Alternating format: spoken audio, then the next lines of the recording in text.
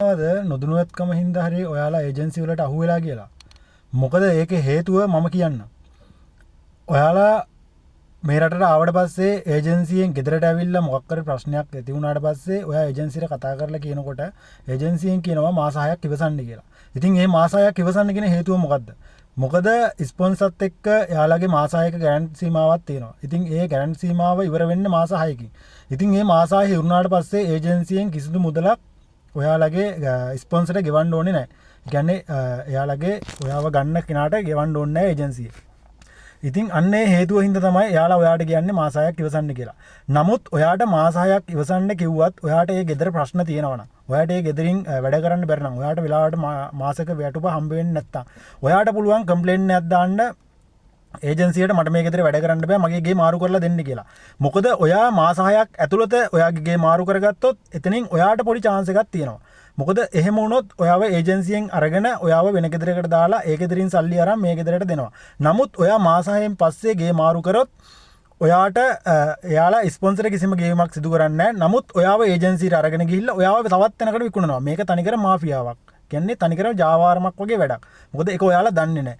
ඒ කියන්නේ ඔයාගේ මාස 6 ඉවරනාට පස්සේ ඔයාව ඒ ගෙදරින් අරගෙන ඒජන්සියට අරන් ගිහිල්ලා ඔයාව තවත් තැනකට තවත් ගෙදරකට ඔයාව විකුණනවා. ඒ කියන්නේ ඒ වගේ මුදලකට. නමුත් ඒ විකුණන මුදලේදී ඔයාට පොඩි අපහසුතාවයක් තියෙනවා. මොකද ඔයා තවත් අවුරුදු 2ක් එතන වැඩ කරන්න ඕන හින්දා. වැඩ කරන්න ඕන හින්දා. ඉතින් එතන වැඩ කරනකොට ඔයාලට අවුරුදු 2 සීමාව තව ටිකක් දික් වෙනවා. ඒ කියන්නේ ඔයාලා මෙහෙට ආපු දවසේ නෙමෙයි කවුන්ට් වෙන්නේ. ඉතින් ඔයා අතන මාස ගාණක් වැඩ කරලා එතකොට අලුත් ගෙදරකට ගියාම ඔයාලට එතන අලුත් ගෙදරට ගියපු දවසේ ඉඳලා තමයි ආය අවුරුදු 2 කවුන්ට් වෙන්නේ. ඉතින් ඔයාලට ලංකාවට යන්න තියෙන කාල සීමාව තව දික් වෙනවා.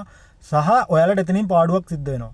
මොකද ඒජන්සි වලින් කරන්න ඕන ඔය දේ. ඉතින් ඔයාලට ලංකාවට යන්න උවමනාවක් තියෙනවනම් ලංකාවට ඔයාලට මොකක් හරි ප්‍රශ්නයකට යන්න ඕන නම් නමුත් ඔයාලට මෙහෙම ප්‍රශ්නයක් තියෙනවා. ඔයාලගේ පෞද්ගලික ප්‍රශ්න ලංකාවේ ඔයාලගේ ගෙවල් වල ප්‍රශ්න අම්මා තාත්තගේ දරුවන්ගේ ප්‍රශ්න මේට කිසිම තැනක අදාළත්වයක් නැහැ. ඒ හින්දා ඔයාලගේ ප්‍රශ්න පෞද්ගලික ප්‍රශ්න මෙහෙට ගෙනල්ලා ලංකාවට යන්න ලැහැත් වෙන්න එපා. ඔයාලට ලංකාවට යන්න පුළුවන් හේතුවක් තියෙනවා නම් ඒ කියන්නේ ඔයාලා මෙහෙට ඇවිල්ලා ඔයාලට පඩිය දෙන්නේ නැතුව ඔයාගේ කිරිහැර කරනවා නම් කන්න බොන්න නොදී ඒ වගේ ප්‍රශ්න තියෙනවා නම් ඔයාට පුළුවන් ඒක ඒජන්සියට රිපෝට් කරන්න. ඒජන්සියෙන් කිසිම ප්‍රශ්නයකට උත්තරයක් හම්බෙන්නේ නැත්නම් ඔයාට පුළුවන් කුවේට් විදේශ සේවා මේ එම්බසිය තියෙනවා එම්බසියට රිපෝට් කරන්න පුළුවන්. ඉතින් ඔයාලට ඒවට රිපෝට් කරලා ලංකාවේ විදේශ සේවයකට රිපෝට් කරලා ඔයාලට ඒ පැත්තෙන් සාහනයක් කරගෙන ඔයාලට ලංකාවට යන්න පුළුවන්. නමුත් ඔයාලගේ පෞද්ගලික ප්‍රශ්න හින්දා කවදාවත් ඔයාලට ලංකාවට ඔයාලගේ ගැරන්ටි සීමාව ඉවර වෙනකන් යන්න බෑ කියන එක හොඳට මතක තියාගන්න.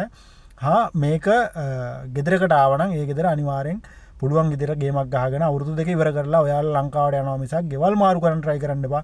ගෙවල් මාරු කරන එකෙන් ඒජන්සියට වාසි ඔයාලට අවාසි. ඔන්න ඔච්චරයි කියන්න තියෙන්නේ.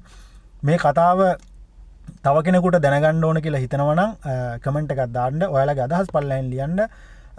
අනිවාර්යෙන් වීඩියෝ එක තව කෙනෙකුට හොඳයි කියලා හිතනවා නම් විතරක් ෂෙයා කරන්න. තවත් මේ වගේ වීඩියෝ එකකින් හමු වෙමු.